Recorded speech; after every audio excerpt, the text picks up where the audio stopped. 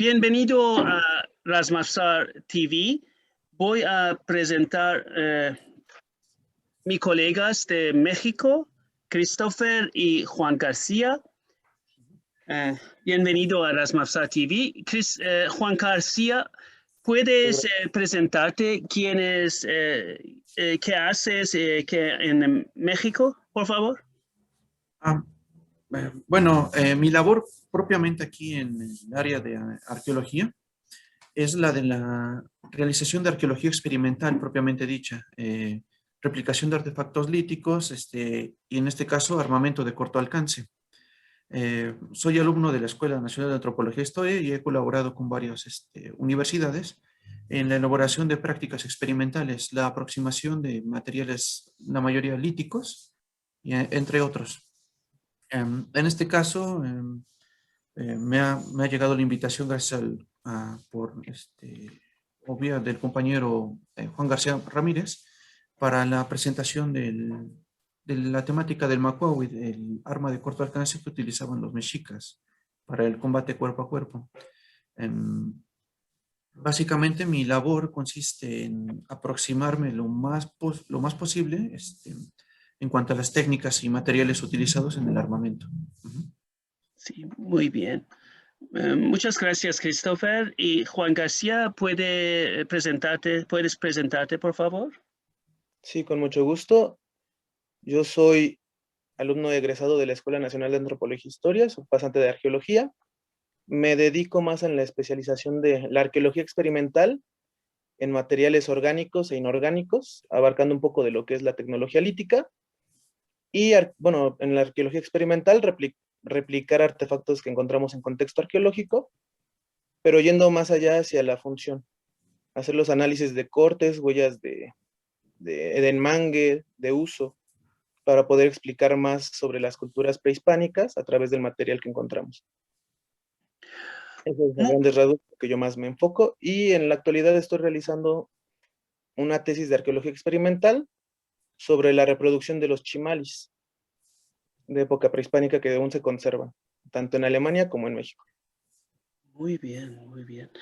Ok, tengo algunas preguntas. ¿Qué vamos a hacer? Voy a preguntar y, Christopher, ¿quieres hablar de la estructura técnica de macuahuitl? Y después puedo preguntar mis preguntas.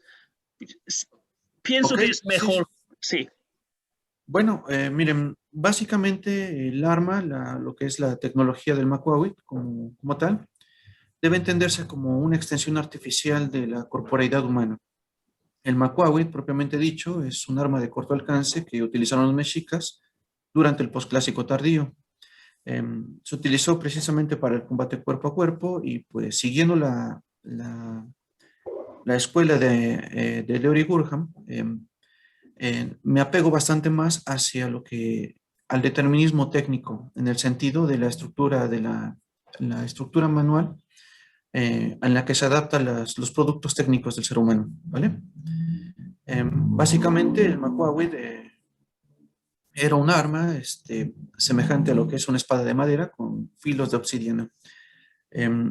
Ha habido cierta polémica respecto a este tipo de armamento, precisamente porque se le hace una equiparación con las espadas. El doctor Marco Cervera ha sido muy puntual en decir que un macuahuitl no detenta ciertas cualidades que sí detenta la espada. En el caso del macuahuitl, es un arma de características incisivas debido a la capacidad cortante que le otorga las navajillas de obsidiana. A diferencia de la espada que obtiene precisamente su filo a través de la misma hoja hecha ya sea de acero o de hierro. Entonces, la espada tiene una acción punzocortante y el macuahuitl sería propiamente incisivo. Entonces, hay atributos que no se comparten, pero bajo el determinismo técnico de Gurham, sí se puede abordar bajo un concepto básico, tanto el macuahuitl como la espada, en el sentido de que se trata de armas de corto alcance para el combate cuerpo a cuerpo y que se utilizan mediante el uso de la precipitación lanzada, lo que nosotros llamaríamos un golpe de tajo, ¿vale? Vale. Muy bien. Muy bien. Ok. Bueno, pues deriva de los conceptos básicos del macuahuitl, pues deriva de los vocablos náhuatl, maitl, mano, y cuahuitl, que es madera, que es básicamente una extensión del brazo o brazo de madera. Aquí les he puesto algunos ejemplos en la diapositiva de el aspecto que tiene la pala del arma, que corresponde a la parte distal, con las navajillas incrustadas en las acanaladuras, ¿vale? Sí, vale. Muy bien.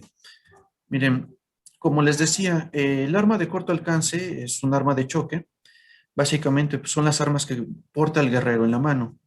De este modo, durante el combate cuerpo a cuerpo, pues mantiene tres funciones, que son las de golpear, perforar y contundir, ¿vale? La espada y el macuawit, pues básicamente detentan esos tres aspectos, ¿vale? Sí, Aquí en Historia Tolteca Chichimeca se ve, no sé, es el que está a la derecha, si lo alcanzan a notar, es sí. este.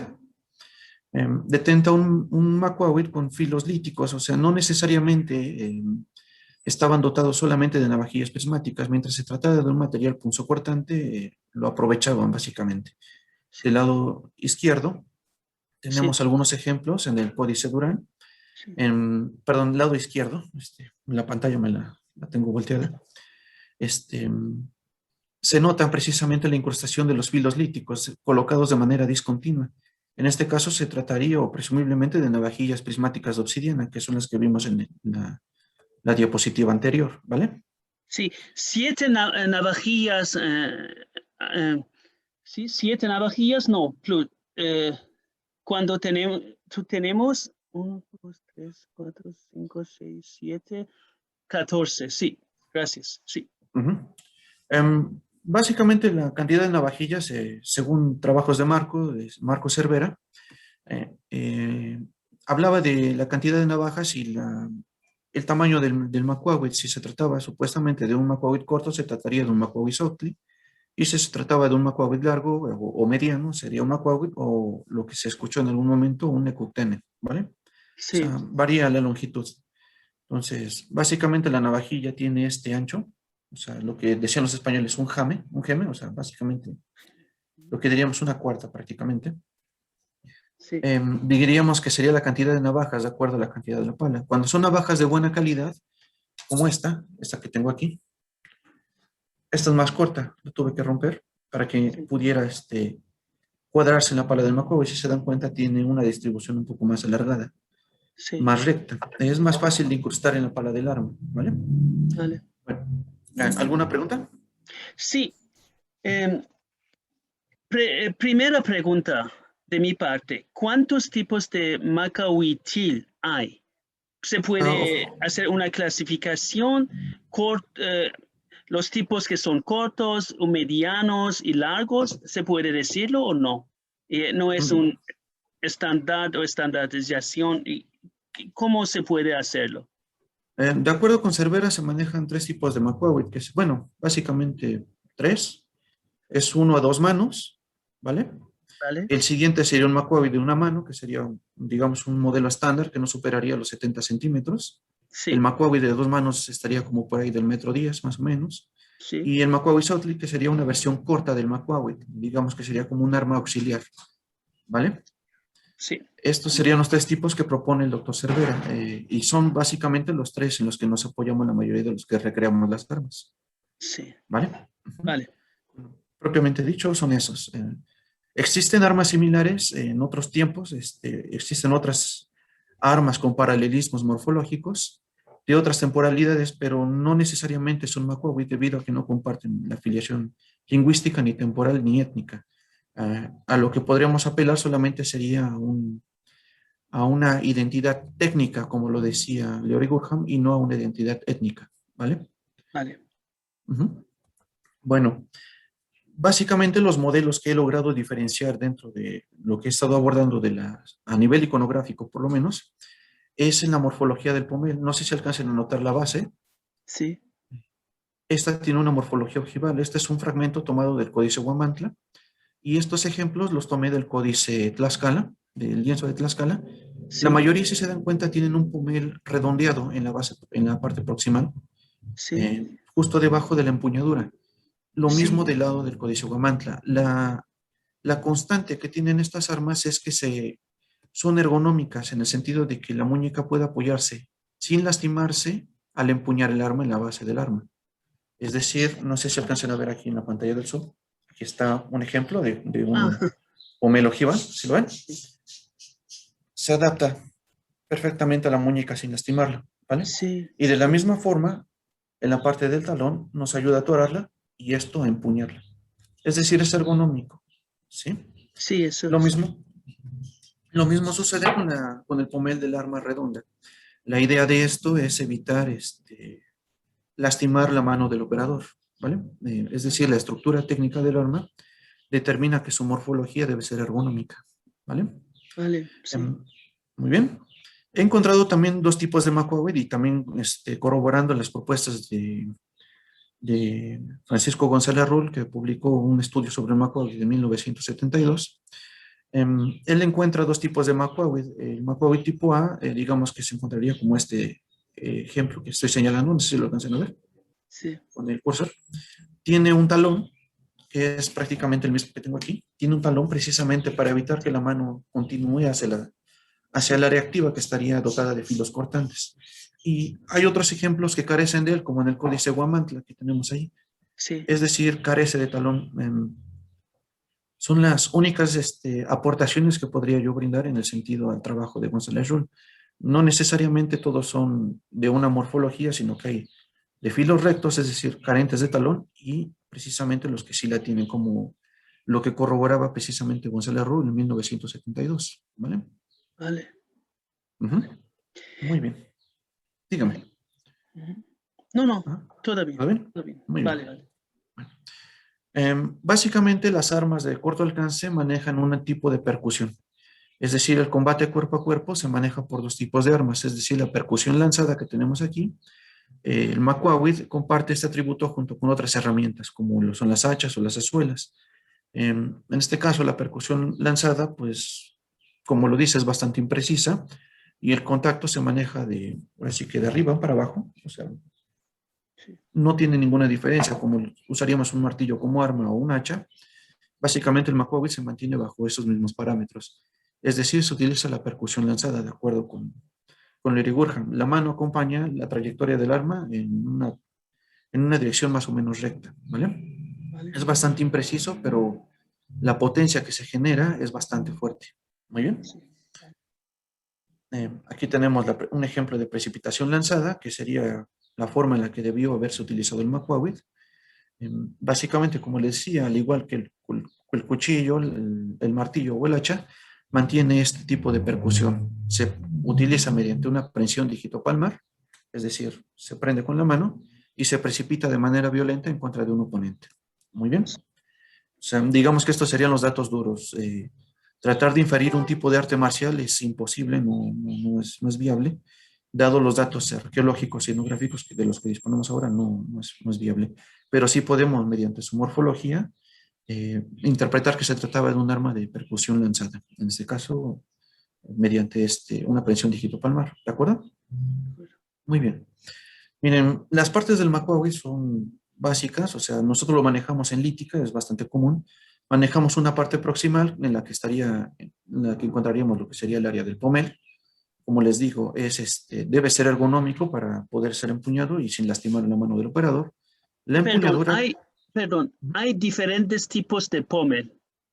Eso sí, es. Sí, por lo menos a nivel iconográfico sí los encontramos. A nivel arqueológico han sido fragmentos y me parece que sí debería de haber variedad en cuanto ¿cómo se llama? A la sí. morfología de los pomeles. El Códice Huamantla, que es precisamente en el que está inspirado Macuahuit, el ejemplo que les pongo aquí, eh, ejemplifica precisamente esto. Y este no es el único ejemplo, hay otros ejemplos en el preclásico que no son Macuahuit, pero hay un arma que se maneja como la macana curva olmeca, que publicó Ann Cyphers, me parece, en su libro de escultura olmeca, en la que ejemplifica el pomel de un arma curva dotada de material lítico punzocortante en la parte distal. Y precisamente la morfología del talón, o lo que le decimos el pomel, es triangular. Es decir, la base, en vez de estar en forma ojival, está cortada por esta parte, la parte media. Sí, Y es decir, también se adapta a la muñeca. En los códices mixtecos también lo vamos a encontrar. Todo esto es ergonómico, no está hecho al azar, ¿vale? sí. Eh, Muy bien. Muy bien. Y talón, hay ejemplos que no tienen un talón y hay ejemplos que tienen, sí, un talón. Hay dos tipos, sí. De acuerdo, exactamente. González Rull propone precisamente dos tipos de macuahuid o de arma, uno que tiene un talón pronunciado, como el que tenemos aquí, y Sí, otro que carece de él, lo maneja como macuahuid tipo A y macuahuid tipo B, ¿vale? sí. Son los dos tipos y básicamente, como él lo dijo, se inspiró en el lienzo de Tlaxcala para realizar esta tipología. Y básicamente todos los macuahuid que se han hecho a nivel experimental siguen esta misma línea y efectivamente otros códices que representan a nivel iconográfico estos macuahuid siguen la misma línea, es decir, había los que lo tenían y los que no, ¿vale? Vale, vale. Bueno, y pues la empuñadura, pues básicamente se trata de no superar la capacidad prensora de la mano, aquí lo tenemos, y pues básicamente siguiendo la escuela de Burham, lo encontramos en cualquier tipo de herramienta o arma. La mayoría de las armas no tienden a ser demasiado anchas. Eh, es decir, el macuahuid nunca va a superar la capacidad prensora, es decir, de la misma manera que tenemos de empuñadura de un martillo, lo vamos a encontrar en un arma de corto alcance. No debe ser muy grande ni demasiado pequeña para no comprometer la estructura del arma. Sí. ¿Y hay diferentes tipos de empuñaduras también o no? ¿Se puede Um, decir algunos que son redonda o no? Y de, bueno, a nivel iconográfico es complicado. sí, A nivel arqueológico no es muy común. Me parece que la doctora Juana Moreno Hernández sí publicó el hallazgo de un macuahuid en el año 2013, hizo una conferencia sobre el tema, sí. pero en este caso no alcancé yo a diferenciar si se trataba de una empuñadura, además de que no ha publicado el trabajo, no podría yo hacer, digamos, la réplica, digámoslo, hasta que ella lo publique precisamente. Sí. La verdad, en este sentido, no podría yo diferenciar. Siguiéndonos o apegándonos a la teoría de Burham, deberían ser redondeados precisamente para, Sí. o sea, necesariamente digamos, basándonos en la ergonomía de la mano. La mayoría de las herramientas tienen mangos redondos, debería haber sido redonda también. Sí, sí, eso es. Sí. Ajá. Bueno, apegándonos a este modelo, ¿vale? Sí, vale. Muy bien. Eso es un problema que encontramos en todos los sitios, en ámbitos de investigación. Si no tenemos un ejemplo geológico, no podemos decir con certitud. Sí, sí, yo lo entiendo, sí. Exactamente. Entonces, yo precisamente me apegué al modelo de Burham precisamente o sea, un arma similar tendría morfología similar en diferentes partes del mundo. Entonces, encontramos otros tipos de armas que son, o ejemplos de armas alrededor del mundo que son en forma de pala y se utilizan para el ejercicio del combate cuerpo a cuerpo y tienden a ser redondeados. Sí, Los encontramos en Japón, en las Islas Kiribati, ¿cómo se llama? En el norte de México, me parece que en Mississippi encontraron también algunas armas punzocortantes similares al macuahuit. Me parece que le decían la macana cahokia, me parece que se llamaba. Estaba dotada de dientes de tiburón y algunas lascas retocadas de pedernal. sí, Y también la morfología de la empuñadura era redonda. Entonces, probablemente la tendencia marca hacia la redondez, ¿vale? sí, sí, vale. Bueno, en la parte distal, pues vamos a encontrar lo que es la pala del arma. O sea, básicamente el macuahuid es una pala, es un remo. Eh, se ha sido adaptado y acondicionado con una serie de acanaladuras para poder insertar las navajillas prismáticas. Es decir, la canaladura, en cierto modo, es como lo es un contenedor. En este caso va a contener el aglutinante para poder adherir las navajillas prismáticas de obsidiana. Aquí les he puesto algunos ejemplos de cómo se van colocando de manera discontinua. Sí, Precisamente, ¿sí lo han visto?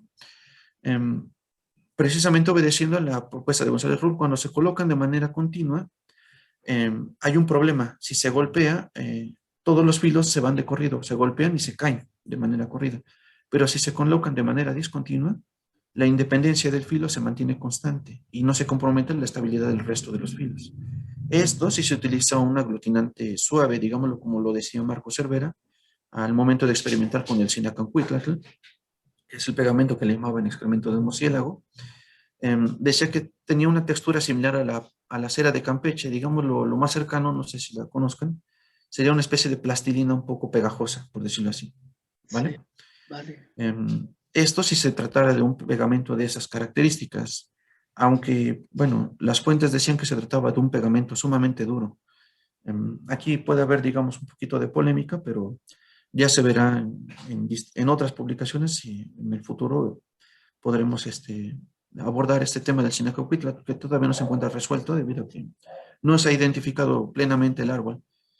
Cervera proponía que se trataba probablemente de resina de huizache, pero todavía faltan algunos trabajos más adelante para poder corroborarlo.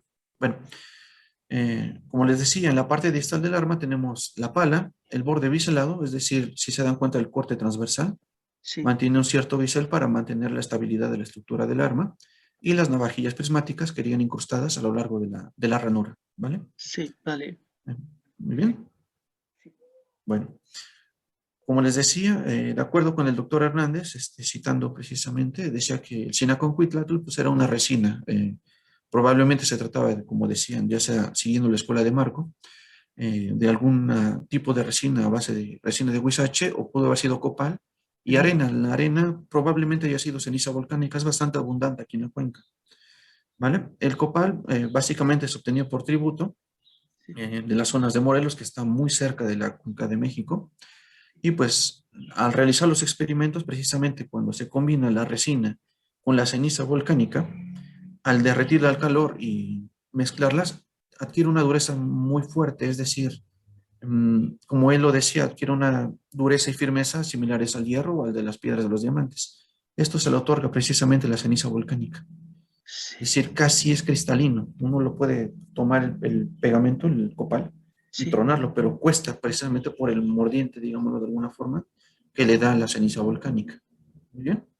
muy bien. Bueno, aquí les pongo unos ejemplos de la realización del mismo material.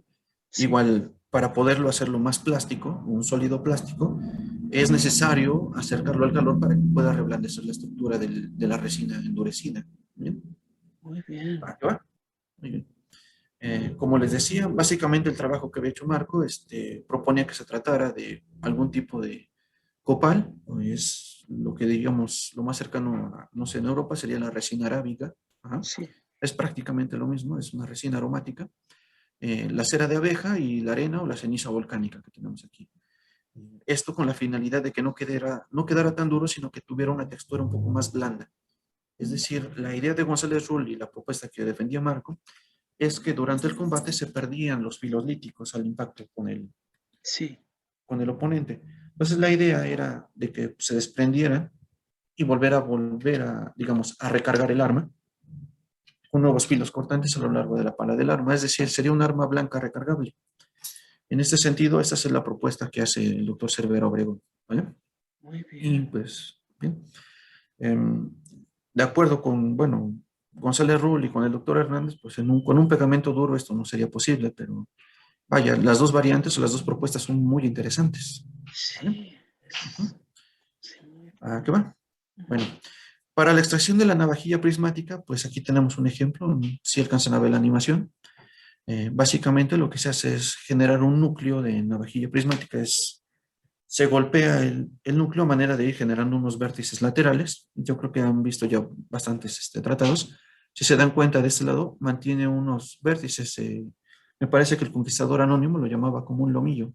Pues precisamente estos vértices son los que nos ayudan a canalizar la energía a la hora de generar la presión con la muletilla. Aquí se ve cómo se recarga el puntal Sí, y lo que serían los vértices de la navajilla canalizarían el flujo de la energía hasta convertirla en una lámina alargada, ¿vale? vale, Mientras mejor sea la estabilidad y la dirección del núcleo, se mantendrían unas navajillas rectas, es decir, casi no tendría modificaciones ni problemas a la hora de insertarlos en el macuahui. Si lo alcanzan a notar, tienden a tener una ligera curvatura. Cuando son navajillas de buena calidad, precisamente esta curvatura, al evitar esa curvatura, ayuda precisamente al engarce correcto de la navajilla en la ranura del macuahui, ¿vale? vale. Muy bien. Bueno, eh, estudios Eh, en lítica, pues, perdón, dígame. Perdón, ¿son las piezas muy finas o no? Yo lo, Así es, el grosor o el espesor de las navajillas tiene que ser más o menos como de unos 6 a 7 milímetros de ancho. sí, Ajá. Sí, Esta ya la he roto, o sea, para adaptarla al MacBook, pero tienden a ser más o menos de este tamaño, como lo decía en las crónicas. sí. El largo de un geme es básicamente es esto. Muy bien. La ligera curvatura, me parece que aquí tengo un ejemplo, no sé si lo alcancen a notar. Ujú. Aquí, aquí está. Tiene una ligera curvatura. ¿Sí la ven? Sí, De sí, hecho, se la quité, todavía aquí tiene un poco de aglutinante todavía. sí. Este pegamento, a veces hay que volarle este pedazo, lo hacemos es tronarla, para dejar solamente la parte activa, que es la parte más recta de la navajilla prismática. ¿Vale? Ujú. Vale.